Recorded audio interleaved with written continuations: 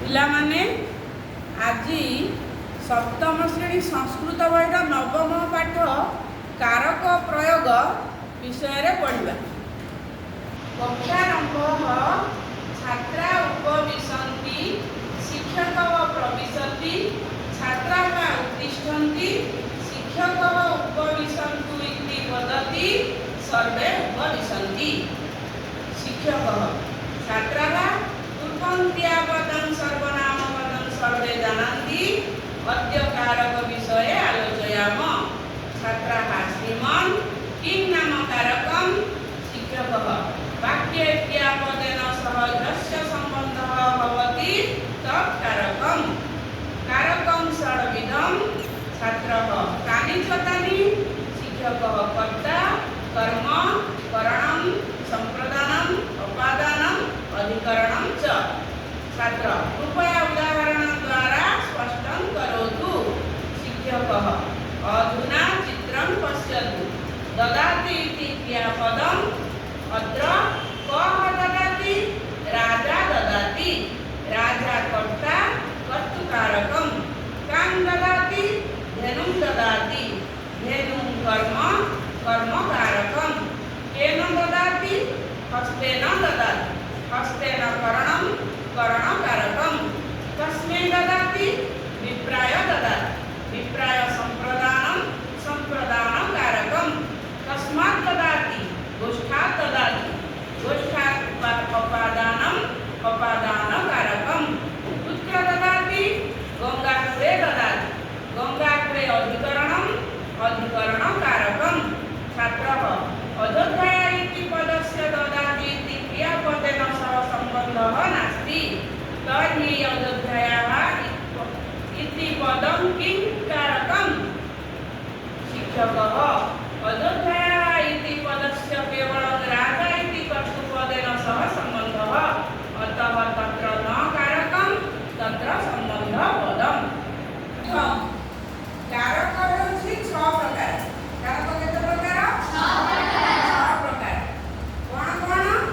କର୍ତ୍ତା କର୍ତ୍ତାକାରକ କର୍ମକାରକ କରଣକାରକ ସମ୍ପ୍ରଦାନକାରକ ଅପାଦାନକାରକ ଅଧିକରଣକାରକ। ପିଲାମାନେ କହିଲେ ଉଦାହରଣ ଦ୍ୱାରା ସ୍ପଷ୍ଟ କରନ୍ତୁ। ତେଣୁ ଆମେ ଉଦାହରଣ ଦେବା। ଚିତ୍ରଂ ପଶ୍ୟତୁ। ଏହି ଚିତ୍ରଟିକୁ ଦେଖ। ଦଦାତି ଇତି କ୍ରିୟାପଦମ୍। এই ଦଦାତି ଶବ୍ଦଟି ହେଉଛି କ'ଣ? କ୍ରିୟାପଦ। ଦେଉଛି। ଦଦାତି ଅର୍ଥ କ'ଣ? ଦେଉଛି। ଏହି କ୍ରିୟାପଦ ସହିତ ଯାହାର ଯେଉଁମାନଙ୍କର ସମ୍ପର୍କ ଅଛି ସେ ହେଉଛନ୍ତି ଗୋଟିଏ ଗୋଟିଏ କାରକ। କହ ଦଦାତି। କିଏ ଦେଉଛନ୍ତି? କିଏ ଦେଉଛନ୍ତି? ରାଜା ଦଦାତି। ରାଜା କର୍ତ୍ତାକାରକ କର୍ତ୍ତୃକାରକମ୍। ରାଜା କିଏ? କର୍ତ୍ତା। ଏଠି କିଏ ଦେଉଛନ୍ତି? ରାଜା ଦେଉଛନ୍ତି। ତେଣୁ ରାଜା ହେଉଛନ୍ତି କର୍ତ୍ତା। ତେଣୁ ରାଜା ହେଲା କର୍ତ୍ତୃକାରକମ୍। କାଂ ଦଦାତି। କ'ଣ ଦେଉଛନ୍ତି? ଧେନୁଂ ଦଦାତି। କ'ଣ ଦେଉଛନ୍ତି? ଧେନୁଂ ଦଦାତି। ଗାଈ ଦେଉଛନ୍ତି। ରାଜା କ'ଣ ଦେଉଛନ୍ତି? ଗାଈ ଦେଉଛନ୍ତି। ତେଣୁ ଧେନୁ ହେଉଛି କର୍ମ। ଧେନୁ ହେଲା କର୍ମ କାରକମ୍। କେନ ଦଦାତି। କେଉଁଥିରେ ଦେଉଛନ୍ତି? ହସ୍ତେନ ଦଦାତି। ହାତରେ ଦେଉଛନ୍ତି। ତେଣୁ ହସ୍ତେନ ହେଲା କରଣ କରଣକାରକମ୍। କସ୍मै ଦଦାତି। କସ୍मै ଦଦାତି କାହାକୁ ଦେଉଛନ୍ତି? ବିପ୍ରାୟ ଦଦାତି। ବ୍ରାହ୍ମଣମାନଙ୍କୁ ଦେଉଛନ୍ତି। ବିପ୍ରାୟ ହେଉଛି ସମ୍ପ୍ରଦାନ ସମ୍ପ୍ରଦାନକାରକମ୍। କସ୍ମାତ୍ ଦଦାତି। କେଉଁଠୁ ଦେଉଛନ୍ତି? କସ୍ମାତ୍। କେଉଁଠୁ ଦେଉଛନ୍ତି?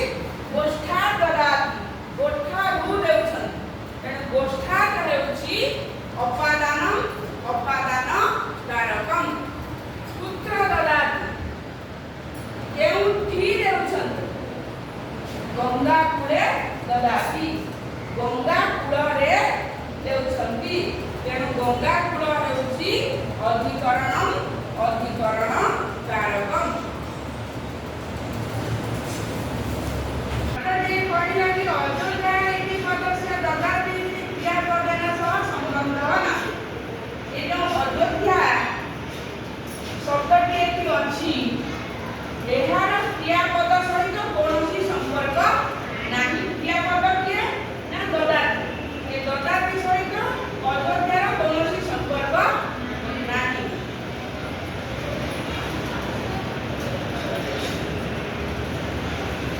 तेणु अयोध्या इति पदम की कारकम पिलाके पचारला ए जो अयोध्या पदर पदटी केउ कारक शिक्षक बुझाइले अयोध्या इति पदस्य केवलं राजा इति कर्तृपदेन सह संबंधः। तेणु अयोध्या पद तिर संपर्क काहा सहित अछि केवल कर्तृपदेन राजा सहित संपर्क अछि। अर्थात अयोध्यार राजा केवल कर्तृपदेन सह संपर्क अछि। तेणु एहा संबंध पद एहा कारक नुहे एहा हेउछि कोन संबंध पद। अयोध्या